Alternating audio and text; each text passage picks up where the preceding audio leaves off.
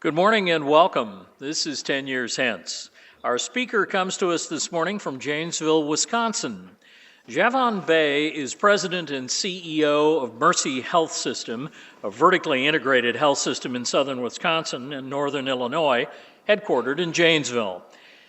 He has 30 years' experience in the national healthcare arena, having served at prestigious and well-respected medical centers throughout the country. He's a sought-after speaker and consultant and is renowned for his innovation in the areas of integrated healthcare delivery and development of physician partnership compensation models. He's written extensively for national healthcare publications and co-authored the Capitation Sourcebook, a practical guide to managing at-risk arrangements. Javon's experience implementing effective culture of excellence programs and innovative physician compensation models to foster system turnaround is noteworthy. Under his leadership, Mercy Health pioneered a partnership model of compensation and designed a custom culture of excellence program that promotes both clinical and service quality initiatives as part of more than a decade-long commitment to system growth and turnaround. The once struggling single-location hospital now owns 64 facilities in 24 communities, as part of a vertically integrated health system and spans a 7-county area. In 1989, Mercy was a $33 million hospital with no partner physicians. Today, its 285 physician partners are responsible for about $300 million of the system's $833 million in revenues. Mercy currently serves more than 1 million patients a year and provides over $32 million in free services and uncompensated care to the communities it serves. Improving the quality of service provided is also important to him. Under his leadership, Mercy instituted a servant leadership philosophy which takes the top-down management style and turns it on its head.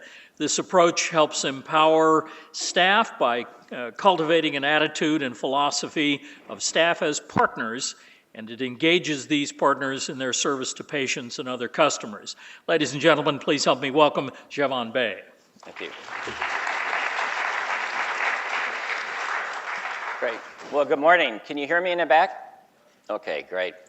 It's great to be back on campus, especially in the springtime of the year. Got a lot of connections to Notre Dame.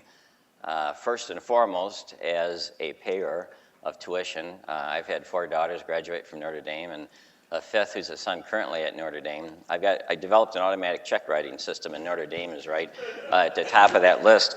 And then I've also served probably 8 to 10 years on the adjunct faculty of the MBA school here, and was able to teach a course in health administration during those years. Very much enjoyed it. It gave me a real flavor of the type of students that the Mendoza College of Business generates. And I'm going to hold out a little challenge in a little bit for Roger and his staff. But you know, the undergrad is the #1 business school, and so you can't rest in that laurel. We need to take it to the next level, and I have a suggestion for that. I also served several years on the advisory board to the College of Science. And then when I realized that science doesn't have the ultimate truth, I switched over to the Institute for Church Life, and now I engage in great theological diatribes with John Cavadini. And after those theological diatribes with John Cavadini, I realized just how easy business is relative to coming to figure out the cosmos. So we'll move forward without further ado and talk about innovation. When Carolyn asked me to perform this talk last fall when I ran into her, she said, you know, you guys have been innovative in healthcare. It's been recognized by the President of the United States. Healthcare is going to, this is her vision, healthcare I predict is going to be a very hot topic next year. It's almost like she foresaw what is currently being considered by the Supreme Court, and that's whether the Affordable Care Act passed in 2008 in 2009 is going to stand or not. And so that's what I'm going to talk about today. I'm going to talk about Mercy's innovation. I'm going to show you where that's going to be one of the key solutions. In fact, we started this innovative approach 23 years ago, and it turns out that what we ended up building and developing is exactly what's called for as a delivery system in the Affordable Care Act.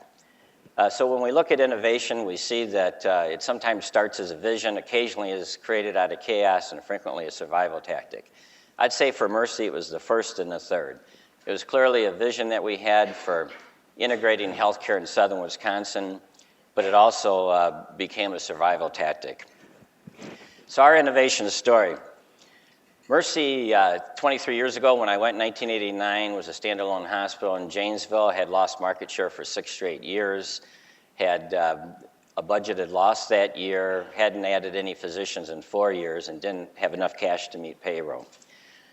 Today, Mercy has 68 locations in 26 communities. We're in 2 states, all of southern Wisconsin and northern Illinois, down into Cook County. We have 385 plus employed physician partners. We have our wholly owned insurance company, both in Wisconsin and Illinois. We have 11 pharmacies, nursing homes, all of the continuum of care, retail medicine, and our revenues have grown from $33 million to $1.1 billion. This is where we're located. We really are just south of Madison, Wisconsin, and we flow throughout southern Wisconsin down Highway 14 into northern Illinois. We have 3 hospitals in Janesville, out in the Lake Geneva area, and then Harvard, Illinois. But again, and why this particular corridor? Because this is where we assess was the greatest unmet need. You know, we could have gone to Madison and competed, but there's an overglut of physicians and hospitals, same thing in Rockville, Illinois, and in Milwaukee. So we went to where there was the greatest unmet need. And I think that has definitely contributed. Instead of moving out of ego or just saying, geez, we got to be in Madison, we sought to say, let's look at where there's any unmet needs and fill those needs. In 2008, we were recognized with the Malcolm Baldrige National Quality Award. I don't know if any of you are familiar with the Baldrige Award, but it was enacted by Congress in 1987. Since 1987, there's been 20 million downloads of the Baldrige criteria. In 2008, the 20-year anniversary was celebrated of Baldrige, the year that we received the award. There was a total of 1,274 applications, 5 received the award, and 2 were in healthcare. And Mercy was the first vertically integrated health system. The other that had received it was a hospital entity. For us, it was all 3 hospitals, all 400 doctors' offices, the nursing home, the insurance company, every component implemented Baldrige. And as we move into Baldrige, I think that this is something that I would hold out as a challenge to the Mendoza College of Business.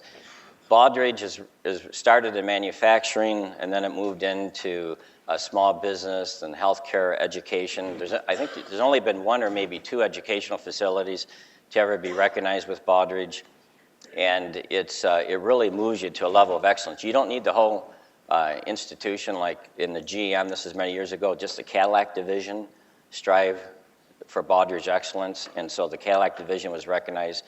And IBM, they had 1 plant in Rochester, Minnesota that was recognized. You do get to receive the award from the President of the United States in the Oval Office. He was actually early, so I got to spend 20 minutes with President Bush, and got a lot of interesting stories with that 20 minutes. The one thing I would share with you, though, is if you ever in your life get a chance to spend some time with the President of the United States in the Oval Office, make sure that you don't patronize him. Because I went in and he started to kind of show me the Oval Office, and he took me over and showed me the pictures of his ranch, and frankly, you know, it's kind of Texas, barren, nothing green, dead, pretty ugly pictures. But he said, well, you know, how do you like my pictures? And I didn't want to tell the President of the United States, geez, I really don't like your pictures. So, you know, I said, well, I really like your pictures, Mr. President. He goes, well, that's funny, nobody else does. And so, so make sure you don't patronize the president. Very gracious guy. You can tell that he's much taller than he appears on television. He's about 6'11", and but he showed me the rose garden, and we really had a good time. Again, 20 minutes was quite a long time, and again, some other neat stories. And it was he was pretty mellow too, because this was in April of 2008, and so he was in his last year, and you know, he was very relaxed. So our innovation, what we did was we used vertical integration, which is very uncommon in healthcare, and hasn't been done very successfully. In fact, Mercy is recognized really as probably the most vertically integrated system, at least as having started as a community hospital. Other vertically integrated systems usually will have started as the basis of a very large physician group, like the Mayo Clinic, the Marshfield Clinic, because the physicians so often are perceived in healthcare to hold the power. But we started as a struggling community hospital and built this integrated system using vertical integration. That's what I want to talk about, and that's really what we were recognized for innovation.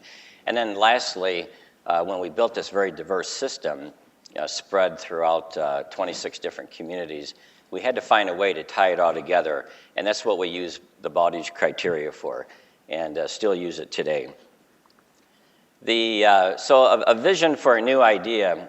Mercy was a struggling hospital. All the physicians were organized in 2 multi-specialty groups. One of the group practices had almost the same size budget as the hospital, and they were very close to taking the assets of the hospital onto their balance sheet, taking over the hospital. And so when I went there, I said to the board, do you want that? No, we want it to remain community directed. We really don't want the doctors to take over the hospital. I said, well, then we're going to need to start bringing on physicians to be able to fill up beds. The physicians were very much competing with the hospital for major ancillary services, et cetera. So, this created, the doctors really didn't enjoy the fact that the hospital was going to try to take steps to remain independent.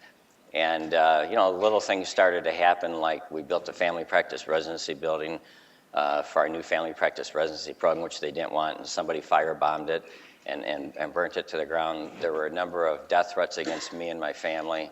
The board had to move my family out of town, had to put an alarm system in my home. And so those were really tough times. And some of the things that contributed to that were decisions that I made in the early years. I'd only been in the position for a couple years when a nurse walked in my office and an ICU, an intensive care nurse, and told me about a family physician who was trying to intubate a patient, a young woman of about 28, and put a tube down her esophagus, and basically hadn't had a lot of, as family docs won't, not a lot of experience with it. And it had a very tragic outcome for the patient, right? He jerked her esophagus out of her throat and killed her. And you think that that's a rare instance. It's not. And so that day, I closed the intensive care unit. Basically, I removed the privileges of all physicians to practice in the intensive care unit, except those physicians who were board certified in intensive care medicine, general surgery, trauma, that had the kind of experience to be able to take care of the sickest of the sick. And of course, the physicians went crazy, and there was a major lawsuit over that. The result of that was that, we continued along that line, and then 10 years later, some of the major corporations in the country decided to have commissioned a major study of how to improve quality of care in American hospitals. It was called the Leapfrog Group. And to make a long story short, the consensus of the study, the Leapfrog Group, was there was 10 ways to really advance care quickly in American hospitals. And number 1 on their list was to close intensive care units to only those physicians who are properly qualified to practice intensive care units. Now, many times, today, even 4 years ago, I was visiting a hospital that's nationally renowned, and they still had not closed their intensive care unit to only those physicians properly qualified. And I already knew the answer, but I asked the CEO why not, and he said, Javon, you know the reason why. He said the doctors would go crazy, and you know how these boards are of tax-exempt entities, board of members who are volunteers, nothing invested. When the heat gets turned on and there's controversy, they get weak at the knees, and what do? They throw out the CEO. The average life of a CEO in healthcare of hospitals or health systems is 3.8 years. And so that's one of the key problems in tax-exempt healthcare, which most of it is that unlike for-profits where the board members may have money invested, these folks are basically volunteers, and nothing against that system. That's the best that we have. But I can tell you that, and any CEO will tell you that when heat gets tough, and the greatest heat can come from the physicians, the easiest thing to do is to appease the doctors throughout the CEO.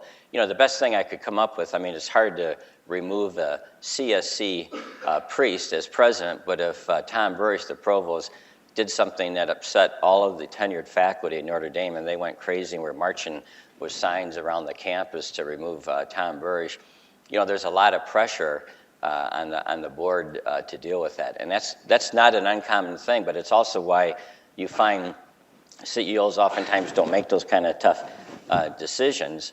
And yet, I have found in my career that always doing the next right thing, no matter how painful it may be or how much resistance there is, it always seems to have worked out for me, you know, in terms of doing the next right thing. And, you know, some people may say, well, that's kind of, you know, Pollyanny, but for me, because I'm still at Mercy after 23 years, and I've made some of the, and this innovation would not have occurred if it weren't for the tough decisions. You don't obtain anything of excellence without some pain and sacrifice. The horizontal integration, you'll hear that, you know, you oftentimes, it's hospitals, that's most often what you see, the name gets used differently. People say, oh, we're an integrated system. But I was just with the CEO of a 12-hospital system in Chicago, and she spent a day going through the Mercy Health System. At the end, she goes, you know, Javon, my head's just swimming. I feel like I've just been through a PhD course in true integrated healthcare delivery, and I realize that what we've got are 12 big boxes, but we're really not a health system. We really don't integrate care. We don't have a way to be cost effective. All of it, we have tremendous duplication in the communities where our hospitals are, where the doctors are doing the same thing that we are, and we're just not aligned. It's very pluralistic. Healthcare generally is very pluralistic, very fragmented, and the patients are the one that fall between the cracks. So you go to your primary care physician, and he gets a history and physical and might discover something. That doesn't have any way to get from his office to the specialist office that he may send you to. And don't assume that there's been any kind of communication between them. Or then when you get admitted to the hospital, and I oftentimes have people say, you know, there's my loved one in the hospital bed and they're fighting for their life, and I realize that one physician comes in and hasn't talked to another physician, and information isn't transmitted. At Mercy, we have the same clinical information system. Everything is electronic. There's no paper records. And so no matter where you go in the Mercy Health System at 68 facilities, if you're seen by a family practitioner, that medical record and assessment is accessible to the specialist, is accessible when you go into the hospital. That medical record follows you every step of the way. I don't care if you go to one of our retail stores or one of our pharmacies, and so you have these allergies. It pops up on the pharmacist's screen. And that has greatly improved care. Now, so horizontal integration isn't vertical integration by any means. Vertical integration really would start with the health insurance, being able to have your own insurance company that insures the patient, part of the delivery system, and is really mapping out the pathway of care. And so, and right now that's done in an adversarial way, right? So a physician is trying to do an outpatient procedure in a hospital that's very expensive, and the health insurers in the background say, no, we won't pay for that. That procedure can be done in the doctor's office. And you get this kind of tug and pull constantly over the healthcare dollar, and the insurer then ends up becoming the arbitrator of care, right? An insurer, not your doctor, an insurer. And that's what will happen. I'll get into that more, but that's what the government will end up doing, is deciding should you get the procedure and where do you get the procedure. And insurance companies often are in that role right now. So if the insurance company is integrated with the delivery system, it's all part of the same integrated approach. So we have Mercy Care Insurance Company, and they are at the same table every week with the people that run our physician division, our hospital division, our post-acute division. And so then it goes, you know, your physician offices, from there to the outpatient centers, to the hospitals, if you need something in the post-retail. But I think you get the idea. vertical integration. The thing I want to point out here is that this is actually, and our system was described in the Federal Registers. One of the federal officials used our system to testify before Congress for the Affordable Care Act. And this actually is what the Affordable Care Act refers to as an accountable care organization, except the government would become the health insurer. But that's exactly what they want. Now, a lot of healthcare providers are trying to say, ooh, wow, we can't, we started this 20 years ago, we can't get this thing done by the time this thing's going to kick off here in another year. So our big hospital will sign a contract with Blue Cross of Indiana, and then we'll sign a contract with a bunch of doctors.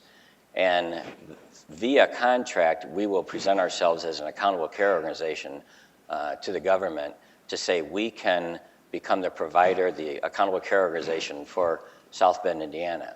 The problem with that is that they're all trying to support separate cost structures. So the hospital has its cost structure, the doctors have their cost structure, the insurance company has their cost structure, and the bundled payments, I'll get into that, the bundled payments that come from the government aren't going to be sufficient to support those three separate cost structures. So then you get into kind of the fighting of how we're going to divvy up that bundled payment, and that's where it breaks down. And so really, you need to have it integrated. Via contract is not going to be, and I'm going to refer you to a couple articles, via contract will not be a successful way to develop an accountable care organization because everyone keeps watching out for their own vested interest. Just one other little comment with this. At Mercy, 70% of our $1.1 billion comes from outpatient revenue and 30% from inpatient. Next time you're at one of the two hospitals in South Bend, ask them how much their revenue is inpatient versus outpatient. It'll probably be 80-20, 80 in, 20 out. It may be 70 in, 30 out, but no more than 30 out. We're the absolute opposite. 70% is outpatient revenue, 30% is inpatient, meaning that we have, through having our doctors fully integrated, developing standards of care, practices of care, we've been able to treat people in the least costly way and still obtain the quality outcomes that the insurers demand. I think the other comment I want to say, why is vertical integration better management? Total coordination of care, as I said, every week we have at the same executive table the head of the insurance function, the outpatient physicians, the hospitals, and the post-acute care, the nursing homes and the pharmacies and the durable medical equipment. They're all at the same table. And so if a problem comes up, the other day the insurer executive came in and said, hey, we're getting comments from our members that they're having a difficult time getting appointments at this site out here in Lake Geneva. And so right there, we've got the executive in charge of that saying, oh, well, we'll go to the physicians and open up their schedule, have them take on more patients per day temporarily until we can get another recruit in there. I mean, it's all right there. We've got a competitor in town that, make a long story short, we realized that we needed to get, this is last fall, they were going to open up a competing hospital, a new hospital in January, and on Highway 90, and we needed to get an emergency room, freestanding emergency room on the highway to be able to keep kind of our patient base in one region of Wisconsin. And so that was in September and October that we made that decision, and it was up and operating in January. So in 4 months' time, and this is about a 30,000 square foot facility that's a full standing, freestanding emergency room, receives helicopters, ambulances, stabilizes patients if they can't be taken care of and then transferred to Mercy, and along with outpatient physician clinics in 4 to 5 months. That's the kind of agility that we can obtain by having everybody at the executive table. There isn't a CEO in the country of a hospital or health system or physicians that really wouldn't say that that healthcare integration coming together is the best way to do it. It's just that it's been tried many times and it fails.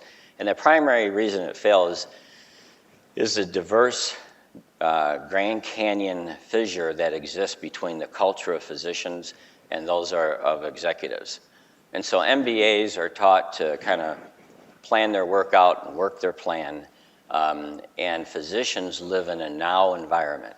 You know, they are, somebody's bleeding, they can't turn and the gauzes aren't there and have the MBA say, well, that's in our work plan. You know, we're streamlining how we're going to get the gauzes there. I mean, it's physicians work in a now environment. Everything is now. And just even in the forms of communication, you know, MBAs are communicating via email and to each other. Doctors don't email a patient and say, want to inform you you got terminal cancer and you got 3 months to live. Physicians are used to a lot of face-to-face communication, and that's the way that you have to interact with them in helping them solve problems in their office is face-to-face. You send them a memo or you send them an email, chances are they won't receive it, or at least not until it's too late.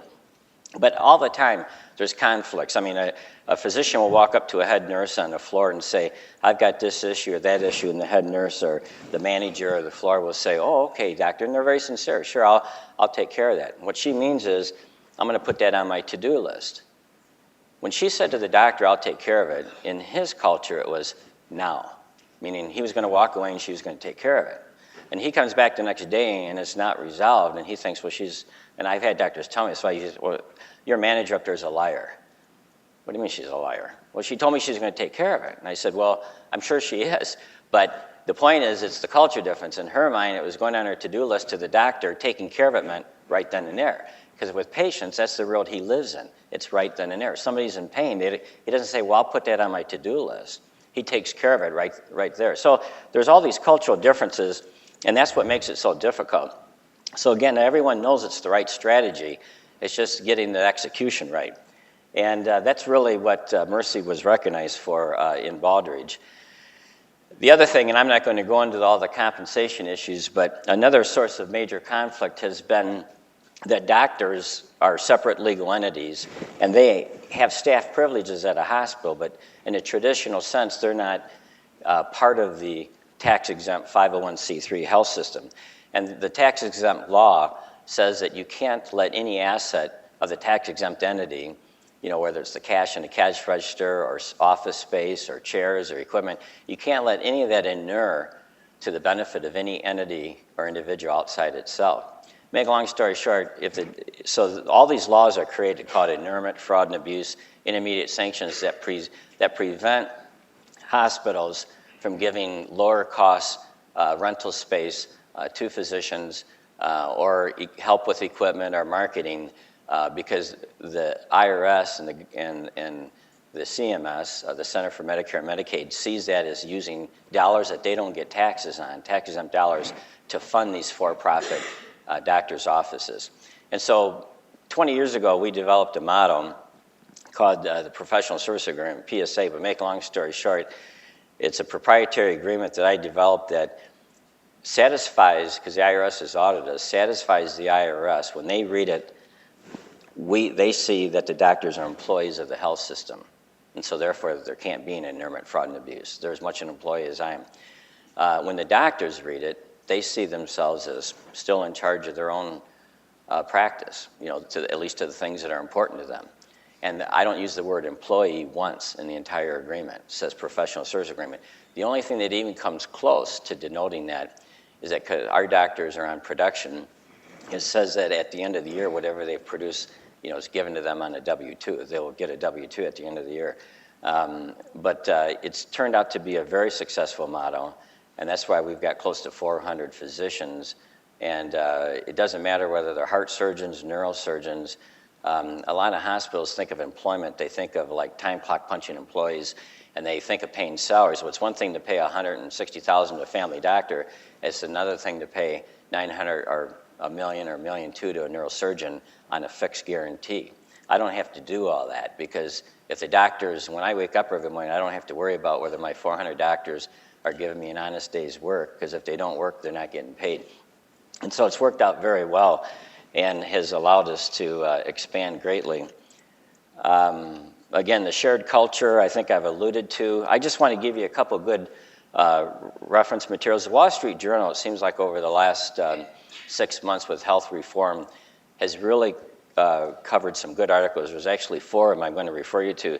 This one on December 12th, 2011, called The Future of U.S. Healthcare, is really an excellent article. I really suggest that you read this, and it really gives you insight from the position of all the hospitals and physicians in the country, and why they look at the Affordable Care Act and kind of giggle behind the doors and know it's not going to work. I mean, you can pass a 2,700-page law, but it doesn't mean it's going to be able to be executed successfully.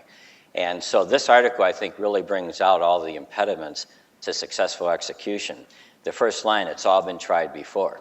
I mean, and it goes into that. Ultimately, the success or failure of efforts to change the healthcare system hinges on the physicians. And the doctors react sharply to control of their practices.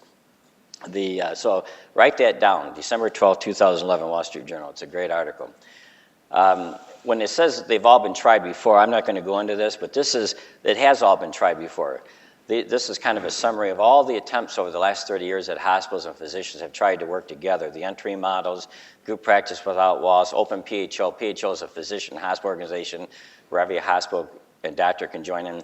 What really, unfortunately, is happening right now is healthcare is saying, well, we got to become an accountable care organization. Okay, the way we'll do that is the same way we tried a closed physician-hospital organization. Again, we'll sign contracts with physicians, and we'll sign one this time with an insurance company, and now we're magically an ACO to take bundled payments for the South Bend, Indiana area. But as I told you, it blew up here because they couldn't come to agreement, the physicians and the hospital, on how to share the fixed payment that they were receiving for both the hospital services and the doctor services.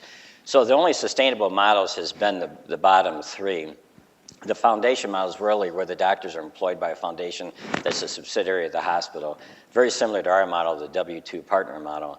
The equity model was really in a for-profit mode where you could give doctors stock in the outcome of a for-profit entity. And there's very few of those in the country, but we use many aspects of the equity model in our W-2 partnership model with the way that we incentivize physicians. So again, now I've really just in a bird's eye view, because I want to leave plenty of time for questions and answers. I think that's where a lot of learning is going to come from, is running the system with Baldrige.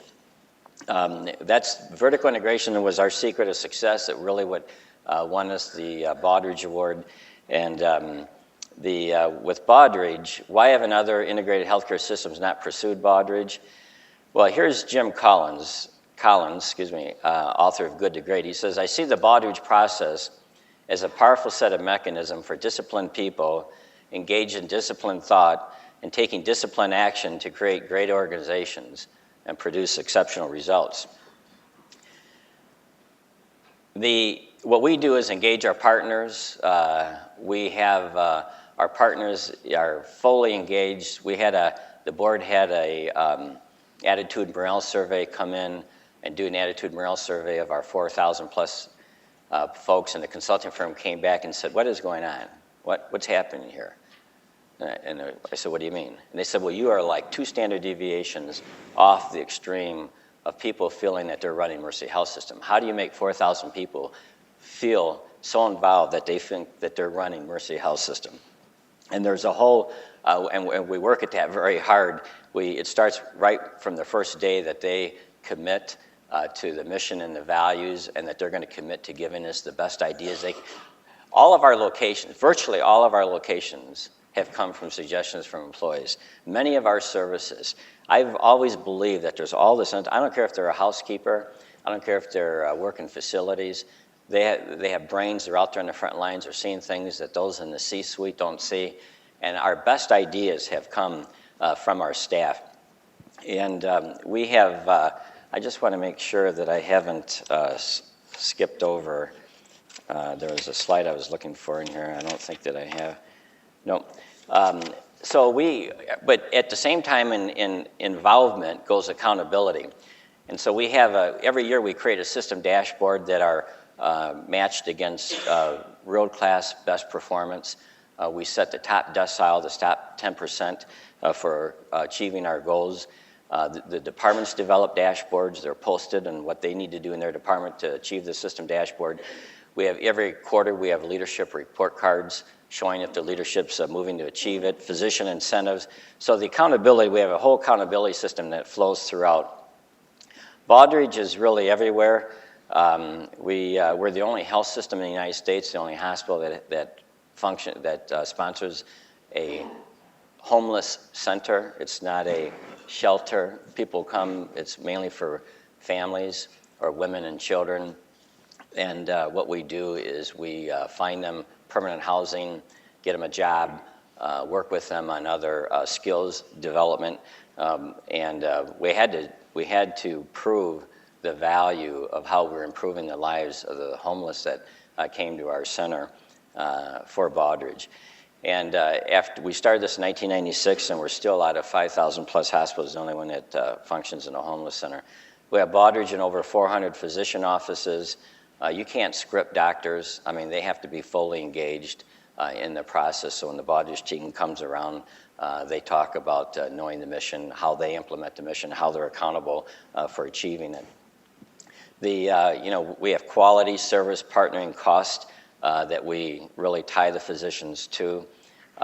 In addition, for the staff, with our dashboard goals, the staff earn extra incentive pay. All 4,000 plus partners, if we achieve the organizational goals, they achieve an incentive that's contributed to their 403B, which is like a 401k. So we do put money behind our efforts, and we take that down to the front line.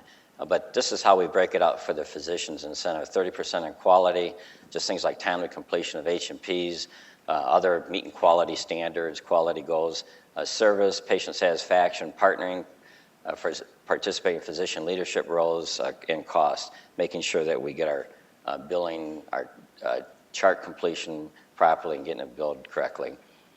Well, we're going to kind of move in now to really the whole idea of health reform and the health industry. This is the current healthcare delivery. I think you'll see that 18.7% is pretty dramatic. I mean, when you think about it, that means that healthcare is getting to be almost a fifth of the entire gross domestic product of everything you see, feel, or touch in this country. And when you look at that, the size and scale of that is pretty tremendous, and that's what the Affordable Care Act's trying to deal with in its 2,700-page law. The whole concept of the Health Affordability Act, one of the key aspects is really calling people to accountable care and accountable care organizations, which we talked about. And accountable care organizations really is one of being able to provide care in a coordinated fashion, very similar to what I told you, the way I described in a vertically integrated system. That is the best form, vertically integrated, not trying to form accountable care organization just via contracts with providers. The goal of the Affordable Care Act is to really ensure 32 million people that don't have insurance, 16 million under expanded Medicaid, 16 million under subsidized state exchanges. The state exchange is really going to be like a web-based store where people go online and buy either a state insurance or private insurance, and they look to pay for that, which they're projecting will cost $900 billion, $500 billion from cuts, Medicaid cuts from hospitals, and $400 billion out of higher taxes. The cost, how is the largest payer going to look at paying for that? They're looking to pay for that through by withholding value-based purchasing, it's called. The government wants to pay for quality outcomes and patient satisfaction by starting in 2013, withholding 1% of its annual payments and going all the way down to 2%. And you look at that and you say, well, 2% isn't very much, except on a $500 million health organization, that's $10 million. And that represents, in most cases, the entire operating bottom line of a health organization. I just met with Moody's and Standard & Poor's recently, and they consider to have a AA rating, you need a 4% bottom line. Many organizations, you can have an A rating or BBB plus, but A minus at a 2% bottom line. Many organizations are operating at 0 operating bottom line. So this is actually very onerous, and it's when you look what they're going to do, the governments are going to withhold 2% of their reimbursement, and then they release that based upon the health system showing that they've achieved targets in quality. 70% weight on quality, 30% on patient's perception. And you can see some of the indicators. Each year, new indicators will be achieved, whether it's mortality, et cetera, and infection rates. And so, really, for most hospital health systems, the entire operating bottom line, or even more than the entire operating bottom line, is at risk through value-based purchasing and meeting these clinical and patient perception targets.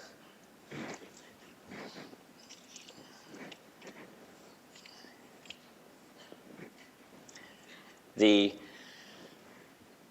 other aspect is that the government is going to pay bundled payments, as I stated, in that the accountable care organization, even if it's via contract, is going to will be paid, the doctors, the hospital, all of it will be paid in one payment, and then they got to figure out how to divide it up. Also, they'll be using capitated reimbursement, which means we pay X dollars for taking care of an entire episode of care. So if somebody has a total hip and they develop some kind of tremendous infection, a capitated reimbursement says we don't care if the patient's in hospital for 2 days or 20 days, we're going to pay the same dollar amount. And then managed care organizations or insurance is really the way of trying to help map out and control how that health care is going to be delivered. Now, one of the keys is that the potential with the Affordable Care Act 10 years hence is there is a potential for rationing of care, single-payer system, government-controlled delivery system, unmanageable delivery system due to central planning, and potential for gross domestic product to rise to 25%. Let's talk about that. Why would the Affordable Care Act bring about rationing of care in a single-payer system? For these reasons. And again, this stuff is all complicated, so I'm figuring out how to simplify it here for you. But the reason is that right now insurance companies can charge different premiums for sicker people than for healthy people. Under the Affordable Care Act, the insurance companies will not be allowed to charge any different premium.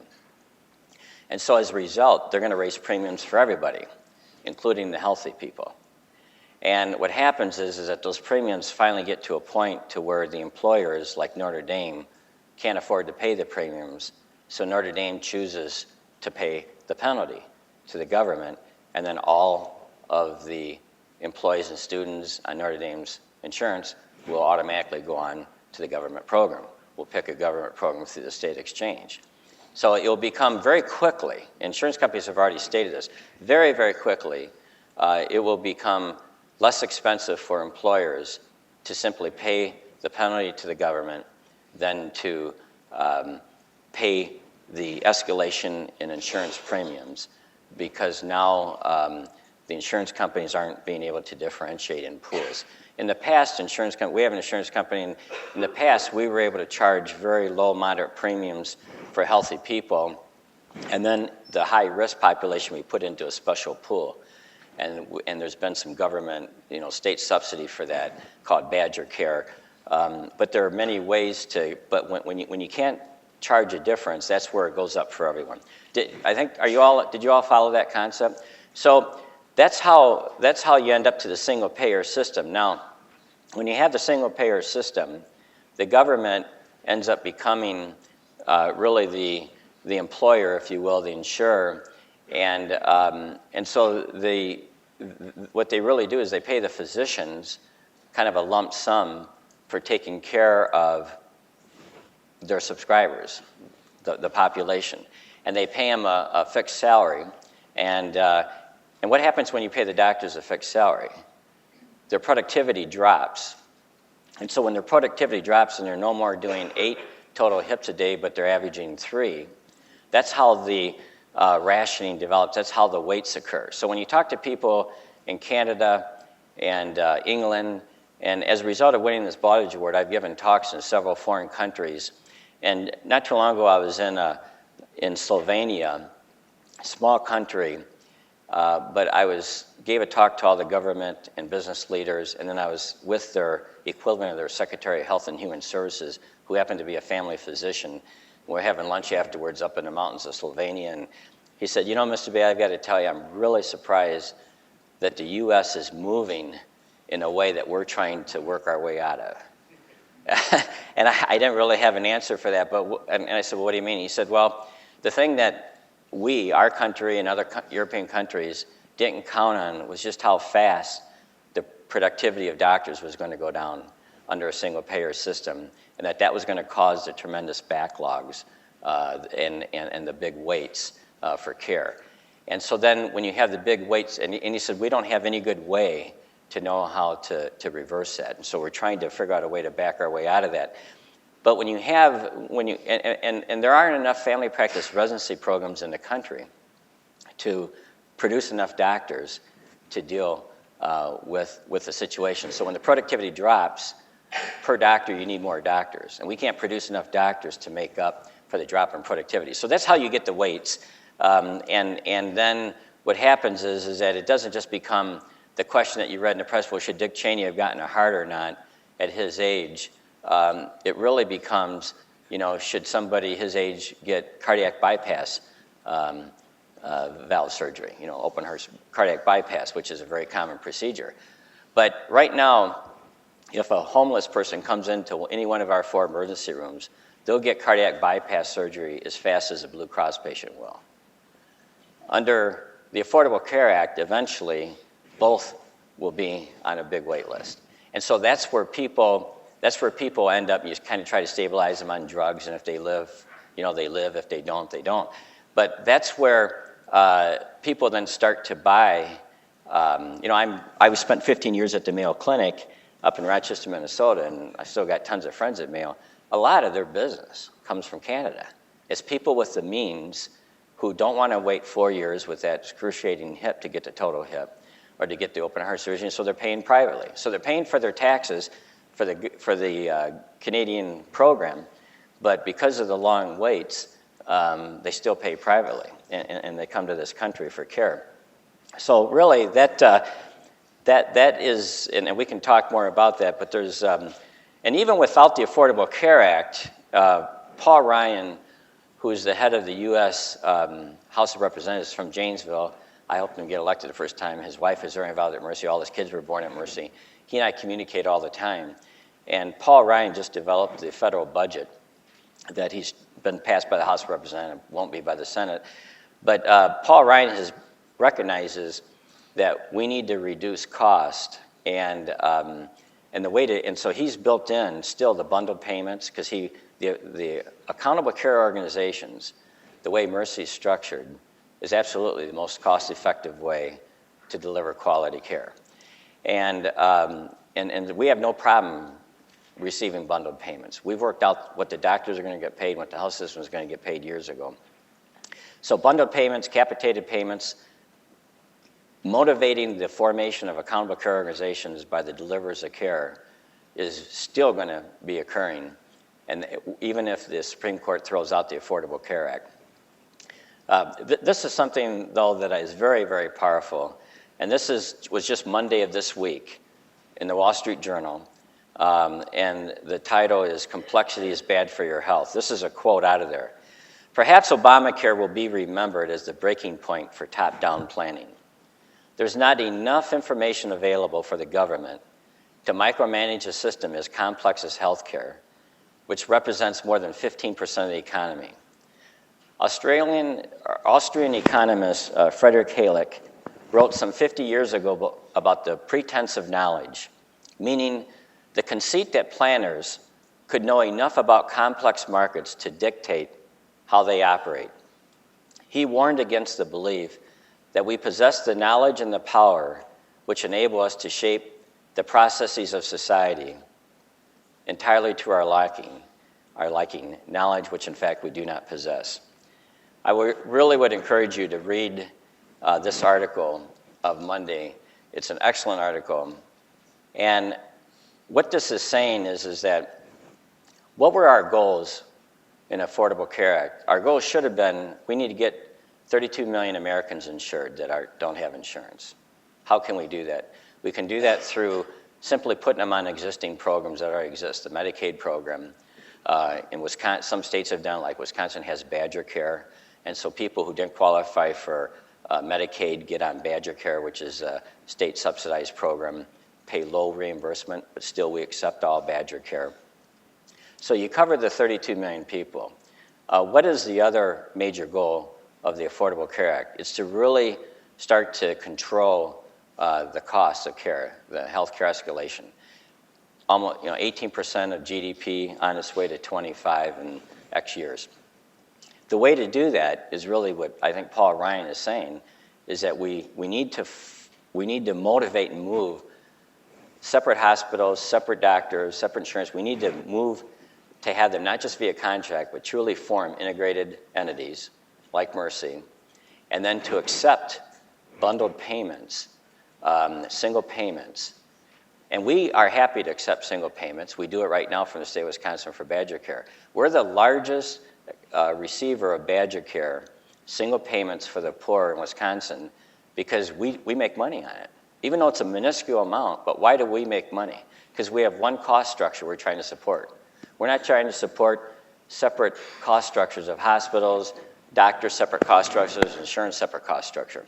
So there is tremendous efficiency that can be gained the way healthcare is organized and delivered, and that's through fully vertically integrated accountable care organizations, and then accepting lower payment from the government and doing fine on it. We do fine, right? We're a AA rated organization, and we have over 4% bottom line, operating bottom line, a 10% total bottom line when we include non-operating revenue. And so we're doing just great. And we're the largest provider of pure charity care. We provide more charity care as a percent of budget than the University of Wisconsin, which gets state funding to do it. As he said, we give $36 million. It was 32 when you read it. It was 36 actually in pure charity care. So any homeless person, in fact, we have free clinics. So any homeless person, and I use that as extreme, any person without insurance, any charity person, can walk into any one of our emergency rooms and get care, whether they need open heart surgery or strep throat. And for preventative care and physicals, we have a free clinic in town that our family practice residents who are in training with us staff. And so even for somebody who's homeless and wants a physical, they can walk into our free clinic.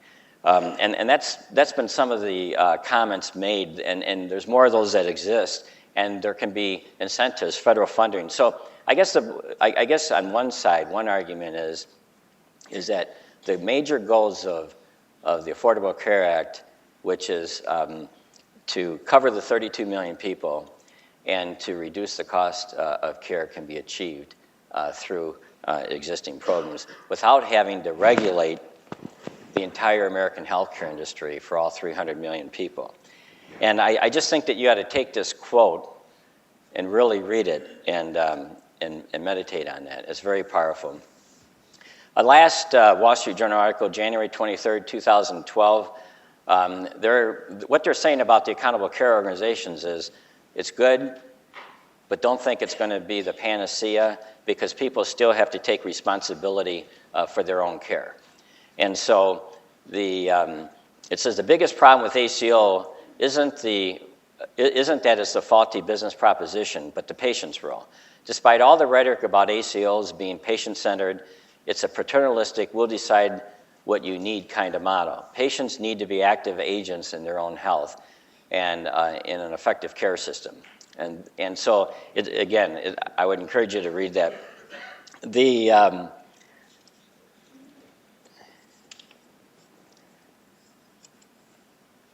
I guess the last thing that I'd like to share with you is that there's a lot of business opportunities in healthcare, or a lot of jobs Healthcare is the largest industry in the United States. It's the most stable in economic swings. People think of healthcare as, do I want to be a doctor or a nurse? But whether you're an MBA, accountant, engineering, information systems, human resource, every discipline is needed. I mean, we're talking about billion and multi-billion dollar complex organizations. And I'm kind of amazed that more people, when I talk to business people, students on campus, that they never kind of connect healthcare with one of their business degrees, finance. What does the future hold? Healthcare reform in some fashion will be continued. There's a growing need to form partnerships between physicians and hospitals and insurance companies, not via contract, but through true vertical integration. And innovators in healthcare will continue to succeed. I know one of the questions asked of me, or should be asked, is, well, how do you really feel, about the Affordable Care Act? And I can tell you that personally, as a CEO of Mercy Health System, I like it, because there's no one really, and I mean this sincerely, better positioned for the Affordable Care Act than Mercy Health System. So much so that we've had 3 systems in Illinois, hospital systems, like this one at 12 hospitals, another one with several hospitals, come to us and say, geez, we got to talk about how you guys can help us. I mean, can you develop physician integrated for us? Can you kind of take on the insurance function for us? Can we merge in with you? So we're in merger discussions with 3 big systems in Illinois. One of them that's larger than we, but what they recognize is they're a big hospital system, but that's all they do is one little slice. And they're not in any way prepared for taking on risk, like bundled payments, capitated payments, managing care. We've got all the infrastructure, all the systems in place to do that. And they haven't had a 20-year track record of successful integration with physicians. So as a CEO of Mercy, I love Affordable Care Act because it's going to force all these people, like it already is, to come. Secondly, as a CEO of Mercy, I'm not worried about getting my hip done or my heart done. But do I think it's good for society? Talk to the people in England, talk to the people in Canada, talk to some of the people in European countries like I have, and the issue that comes down to, the driver that's not recognized is there just isn't enough physicians or even enough residency programs in place to train enough physicians to take care of that drop in productivity. A doctor is not going to work 16 hours a day and do 8 operations a day when he's being paid a fixed sum. He's going to do the bare minimum for that fixed government salary, and then he's going to be out seeing what individuals have means that he can do a private procedure for. So that drop in productivity, there just isn't enough physicians to make it up. That's why you get the waits and the delays. And we've known that for decades, and we've watched Canada and England. And so, that's going to be the challenge. So we'll see I guess the comments that I didn't make is the Supreme Court, what they're doing right now. The Supreme Court, I don't want to go into too much legal detail, but basically, I think if those of you that have followed know that the question comes down to is that Congress passed the Affordable Care Act under the Commerce Clause, which gives Congress the ability to regulate trade. But the debate by the states that are suing the federal government is saying that the ability to regulate trade doesn't mean that you can force trade on people. You're forcing trade. You're forcing every American to buy insurance or to pay a penalty. And that would be like saying, if you can mandate that, Congress, then you could mandate everybody to have to buy American-made cars or any other products. And so the issue really comes down to is do they have, in a sense, they're regulating inactivity. So that's the one question. And the other question is that if the Supreme Court throws out the individual mandate where everybody has to buy insurance or pay a tax or penalty, will the rest of the law go out? And when Congress passed laws, there's oftentimes a severability clause, which means that Congress, they put that in there to say if the courts determine any part of this law is unconstitutional, it won't affect the rest of the law. Well, the Affordable Care Act doesn't have a severability clause in it. So if the Supreme Court throws out the individual mandate, they throw out the funding mechanism, which kind of renders the rest of the law not able to occur or ineffective, if you will. I want to stop now and open up to questions if we could. Thank you.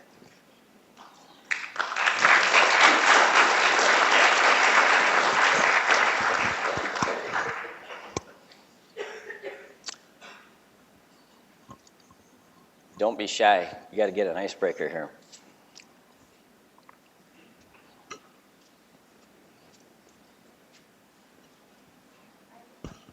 Yes? Talk about your emergency room. We can't hear you. It's not being... I was going to repeat it, but if you want. Okay, she's coming over.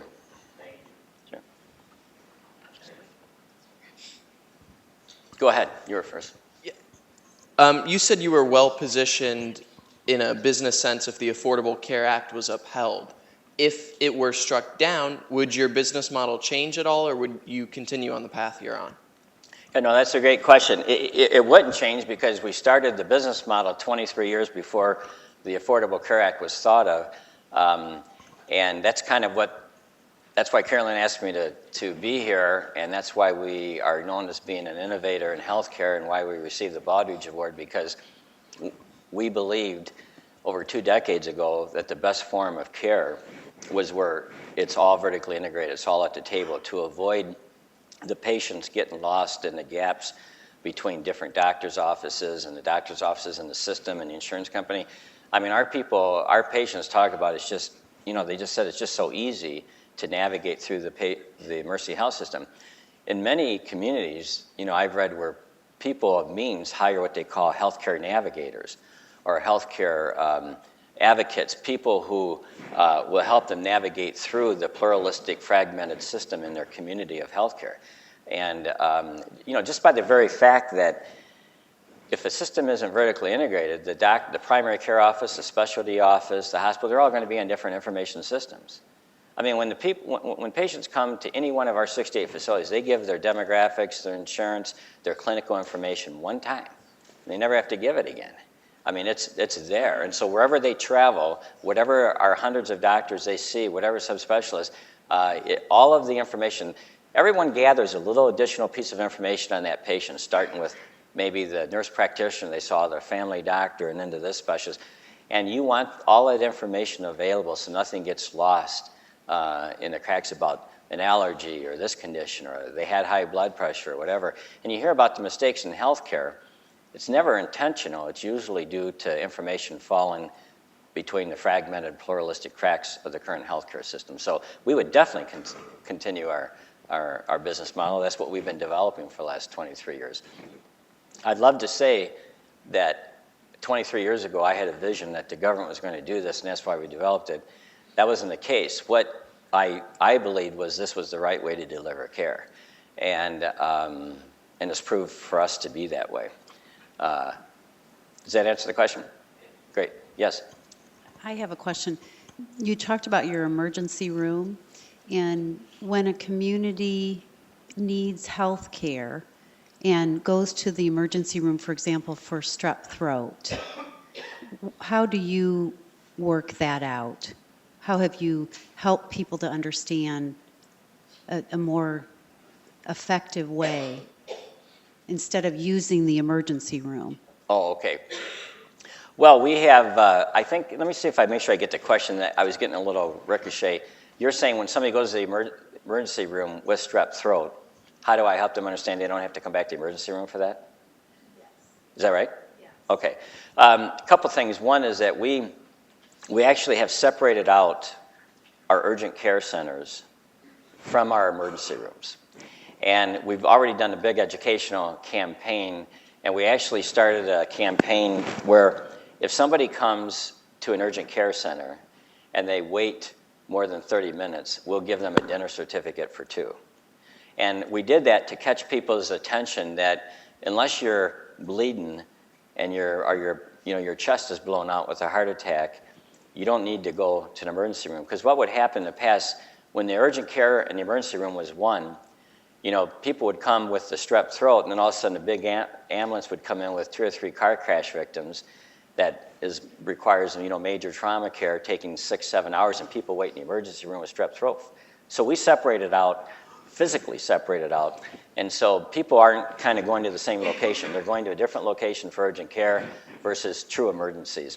That helped a great deal, and it certainly, and we did, with this whole idea that if you wait more than 30 minutes, we'll give you a dinner certificate for 2. We use that to really get people educated of what's the difference when you need emergency versus when do you need urgent care. And normally when you need emergency is when an ambulance is picking you up. I mean, even if you fall and or your kid gets a cut or something, you can go to an urgent care and get that sewed up. So yes. How much did that save you? What it's really saved is it saved the patients, and it has saved negative perceptions in the community of waiting long in the emergency rooms. That's really what it's saved, because we're, in the emergency room it's true. When they would come before, we wouldn't actually be taking them to the emergency room side. We'd be taking them to the urgent care side with the strep throat. It's not like we were treating a strep throat in the trauma room. We were treating them, but it was the confusion of having the two mix in the same waiting room. And so by separating them out, it really has just helped the wait time for patients and patient satisfaction by physically separating them. Yes? With your vertical growth, has most of that been organic or by acquisition? Yeah, that's a great question. It's all been, to this point, organic. In fact, Mercy was recognized for 4 or 5 years nationally as being the fastest growing health system for what this called same-store growth, meaning growing as organic growth, not as a result of mergers and acquisitions. If the Affordable Care Act goes through, and even if it doesn't, if the Supreme Court doesn't throw it out, then there's already panic. I mean, I can't tell you the number of hospital CEOs and doctors are just sitting on pins and needles wondering if the Supreme Court's going to throw that out. If they don't throw it out, then these merger discussions we have will occur very quickly. If they do throw it out, it's going to come over a longer period of time because, as I said, Congressman Ryan has still built in to the budget the idea of bundled payments, capitated payments from the federal government instead of fee-for-service to force the industry into becoming more vertically integrated like Mercy. And so it just won't be quite as much of a panic for them. But no, I predict that if I come back to you 5 years from now, the far majority of our growth will be inorganic from here out. But up until this point, it's been organic.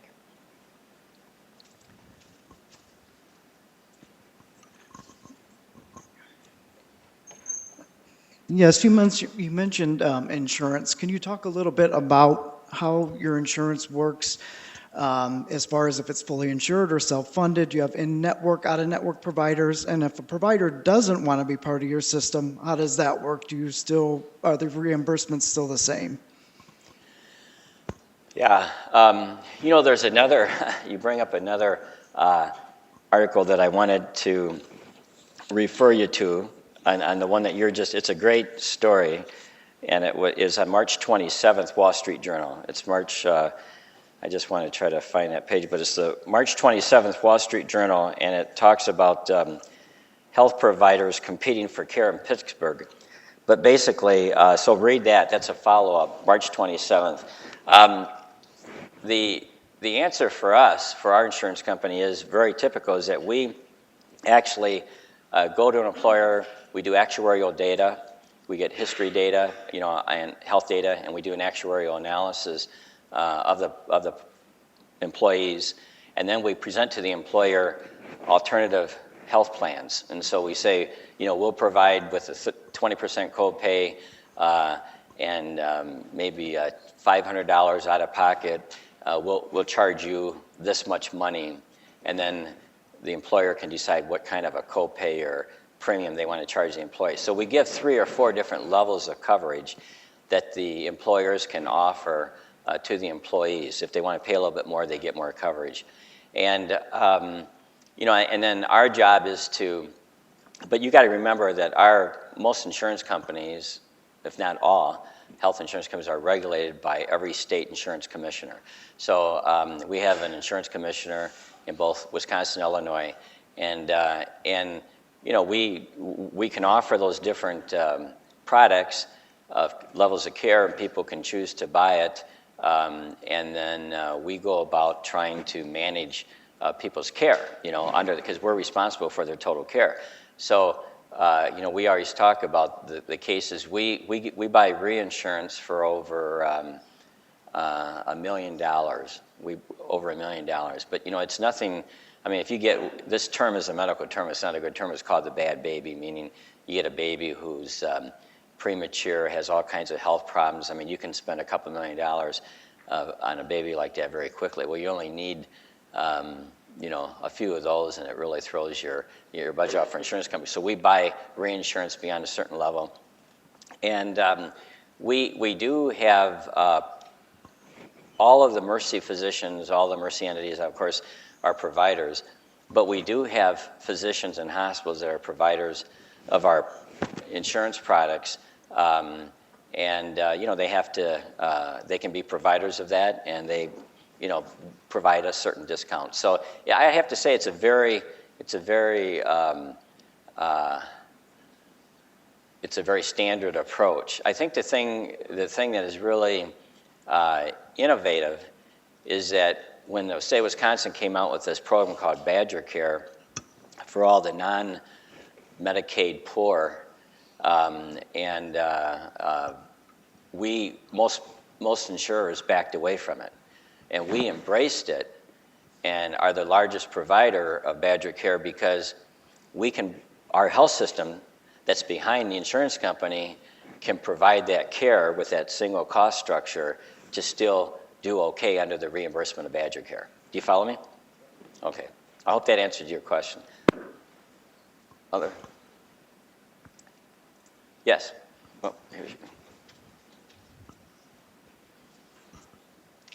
When you were describing your ability to look at patients across all of your health system, it sounds like you have a pretty robust EHR, EMR. Beyond that, do you have the analytics infrastructure in place to look at whole patient populations? So thinking about your COPD patients or your heart failure patients, it sounds like you'd be posed really well to take advantage of some of those bundled payments because you're able to look at your patients across the continuum. So, post-discharge, did they see a clinic? Or how long after the discharge did they come back and present themselves in the ED?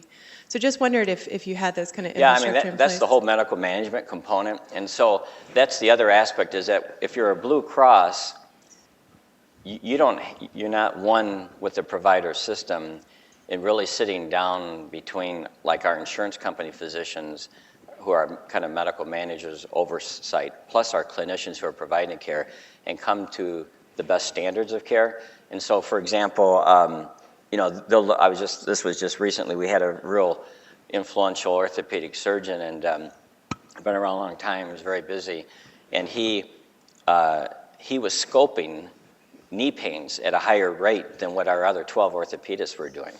So let's say, I'm just picking these numbers, but the other orthopedists were scoping 3.2 knee pains, a $5,000-$6,000 procedure out of every 10 knee patients that came with knee pain. Well, he was scoping, 7 or 8, let's say, out of every 10. And so that catches the attention of the insurance company.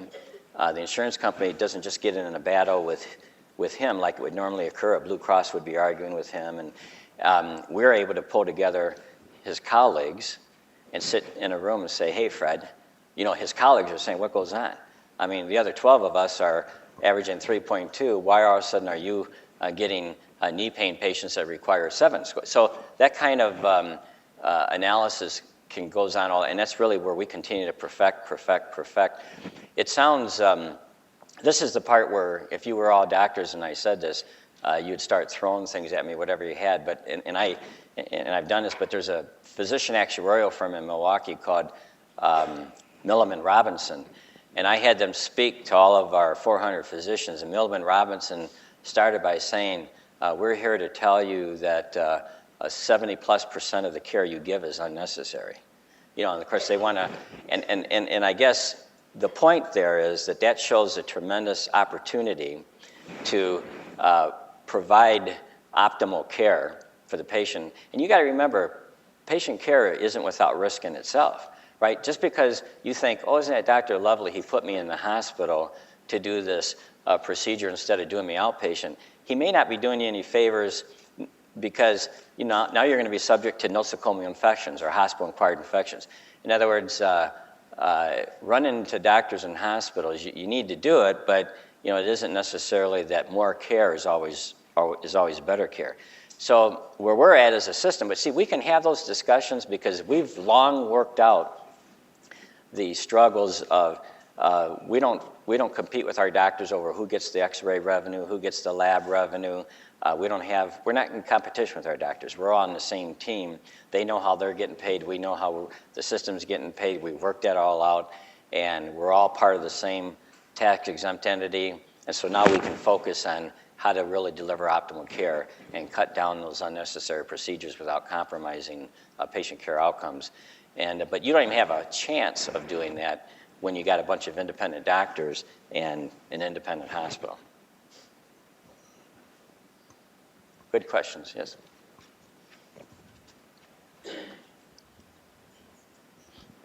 How does your insurance company handle health care that's outside of your system? Let's say one of your patients had a heart attack in New York City. Oh, it's covered 100%. Yeah, because that's emergency care. So no matter where you're at, you're covered 100% for emergencies. We actually offer, our insurance company offers products where if it's virtually, there's no co-pays, no charge on the patient if you stay within the Mercy Health system.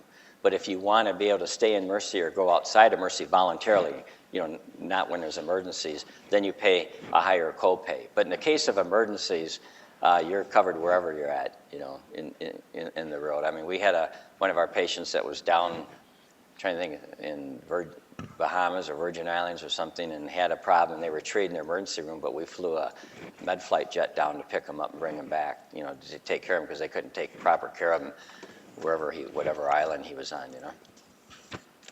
Yes. Oh, I'm sorry.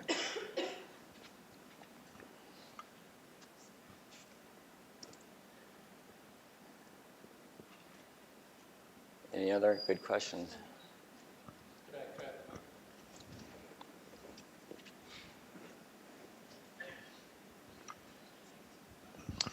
Two questions. One, on the assumption that you're ready either way, whether affordable health care is in or out. I'm interested in the larger system. Your system seems well positioned. My first question is, how do you deal with the uninsured and those who have chronic health problems who are unable to pay if the margins are so tight in healthcare these days? The other issue is, either way, you said healthcare becomes 25% of GDP. That's the highest in the industrialized world. So what do we do to intervene to prevent that from happening, or can it be prevented? Yeah. Now, you're not talking about our system, right? You're talking about No, I'm talking about the larger system. Yes, okay. Not Mercy, but the folks who are elsewhere. And give me the first question again. I'm sorry. Well, it's those folks who are uninsured. Yeah. Will we continue to treat them in emergency rooms? Right. No, definitely. With or without, Affordable Care Act, as I said, every person can come into an emergency room and get treated, whether they have insurance or not, equally. So a homeless person gets open heart surgery just as quick as a Blue Cross patient would. And now what I'm trying to say is that if affordable care goes in place, that timeliness will be compromised for everybody because of the decreased productivity and the longer waits.